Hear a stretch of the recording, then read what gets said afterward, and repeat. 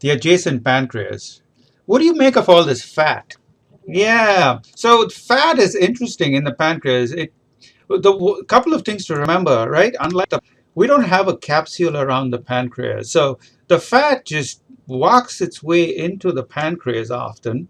And the older you get, the more fat you get.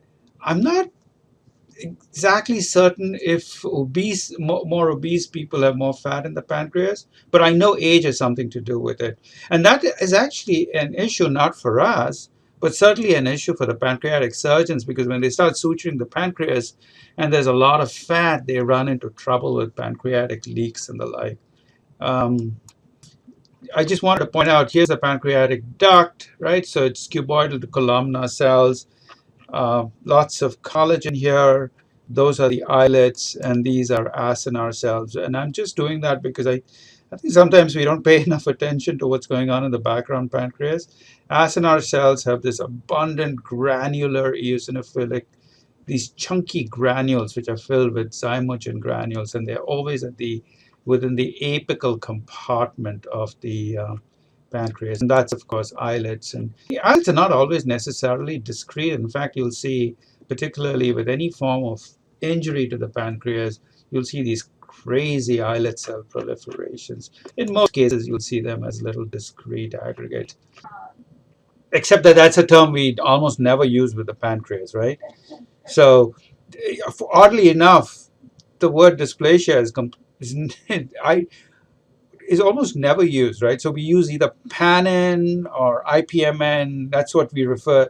Those are the terms we use to refer to pre-neoplastic lesions. And I have no idea why. That's sort of an interesting question. Why we abandoned the word dysplasia while we use it everywhere else? I guess the pancreas folks just wanted to be very unique.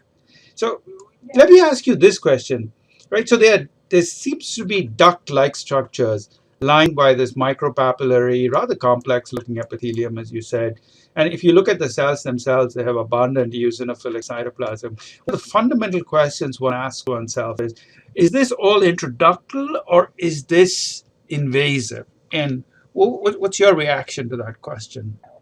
Yeah, and I think sort of that gets to the heart of the question, right? How do you know? And this sometimes it can get very challenging. How do you know that this is actually all in a duct? This turns out to be all in the ductal system, but you can certainly stop me and quiz me as to why I think this is all in the ductal system. So in general, I think a roundish shape. Now, none of these ducts will ever be perfectly round or oval simply because they were at one point filled with material, and then when you've seen them in the frozen section lab, they quickly collapse and they become, they're no longer perfectly round or oval. So if you can see sort of a round shape around them, like here you see it, and I'm including the collagen around it, that generally speaks benign, right? So that generally speaks of an intraductal process.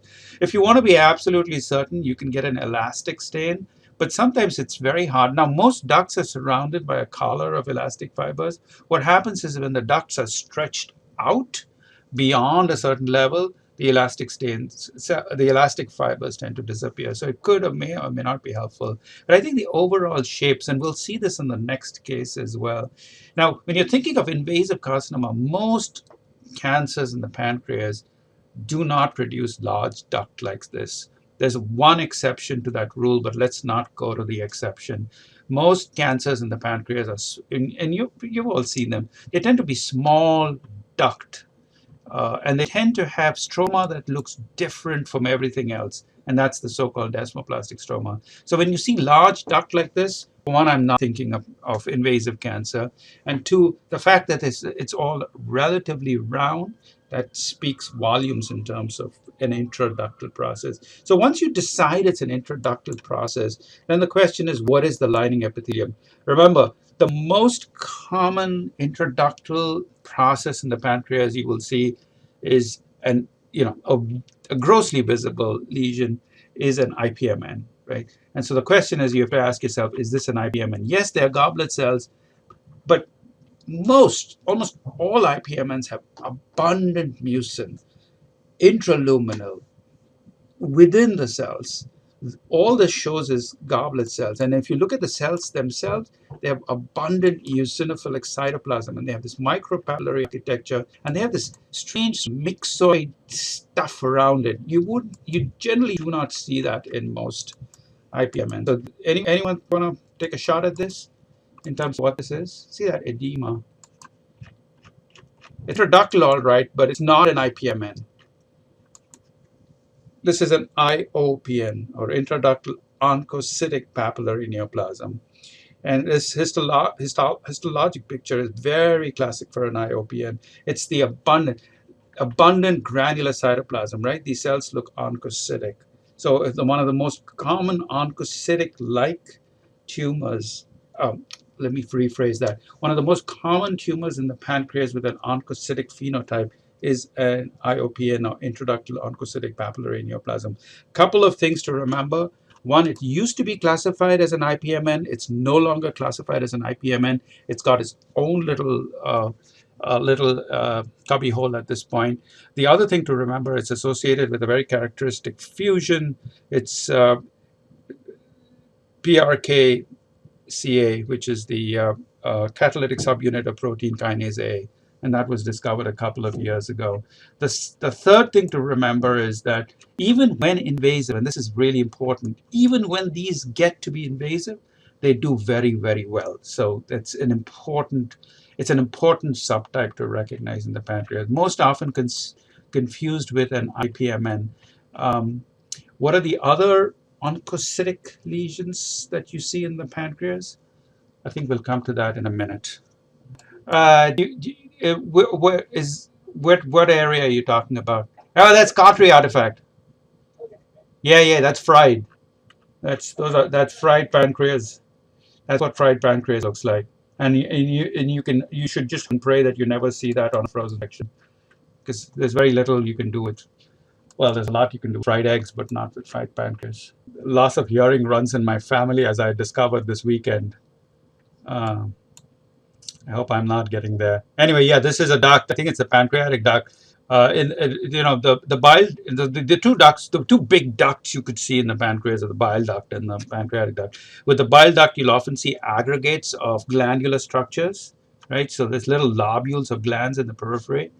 With the pancreatic duct, you just see these isolated ducts. So a couple of things to remember. One is you cannot really tell histologically between the main pancreatic duct and one of the larger branches. So you got to be careful.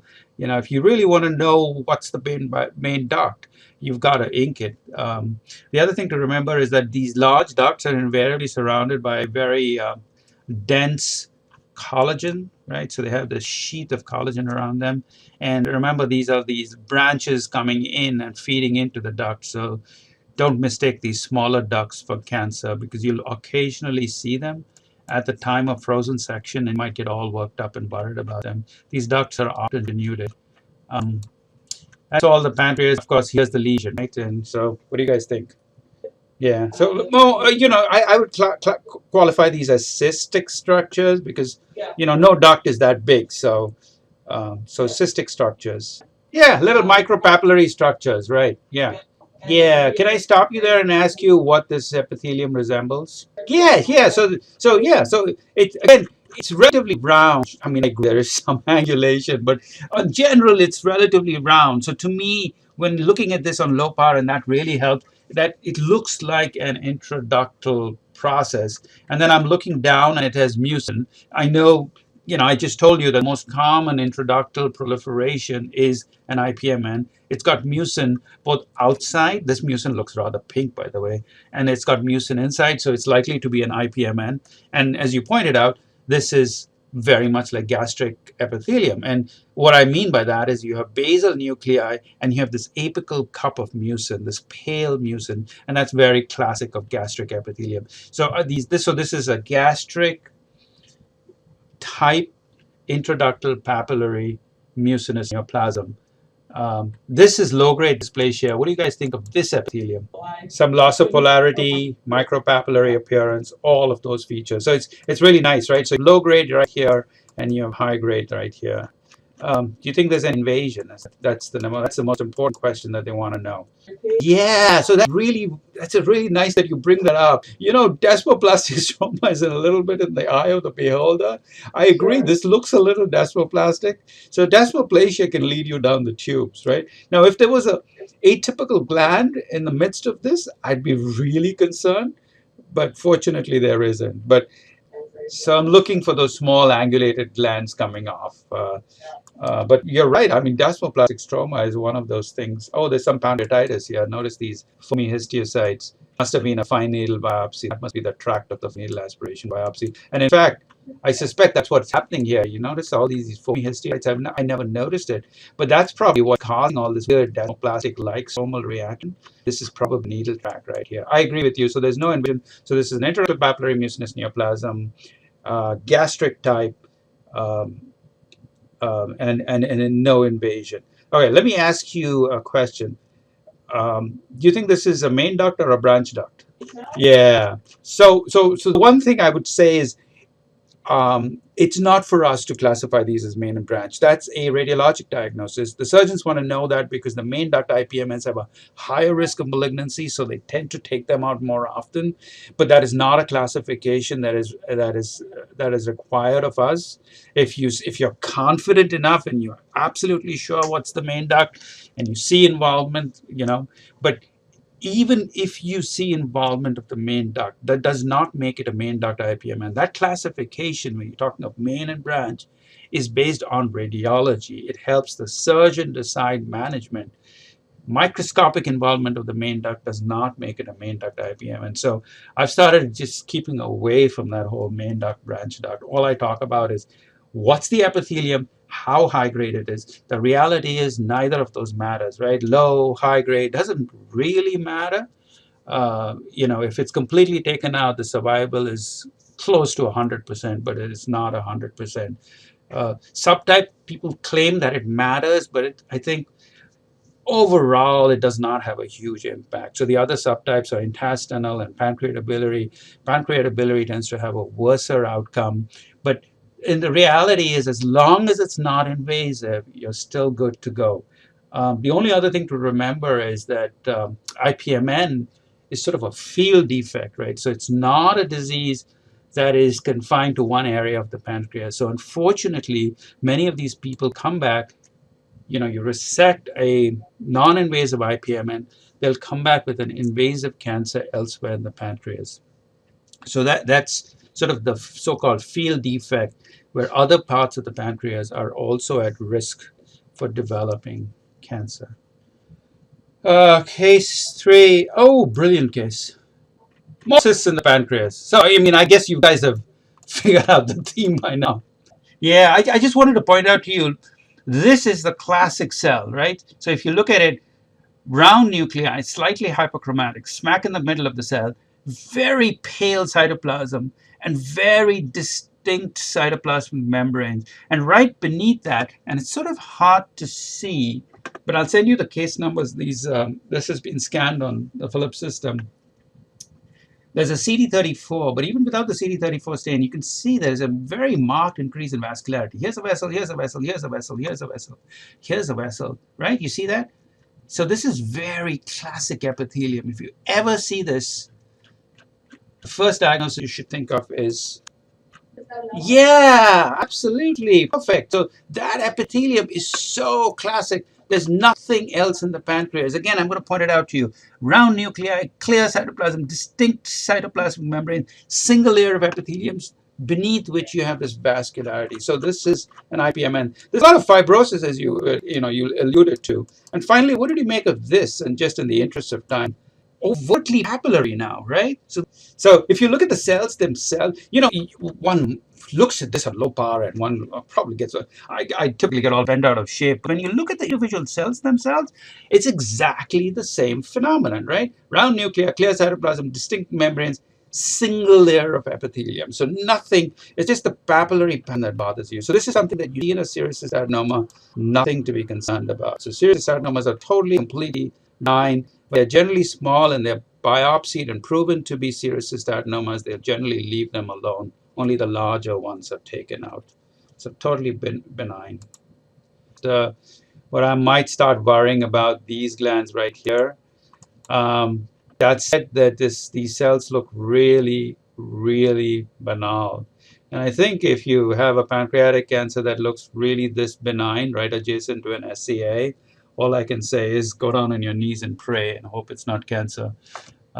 You know, pancreatic cancers, and I don't mean to be facetious, but pancreatic cancers can be very banal, but not really are they this banal. But it's sort of a trap, isn't it? There is some level of chaos in the organization of these glands, which is somewhat scary.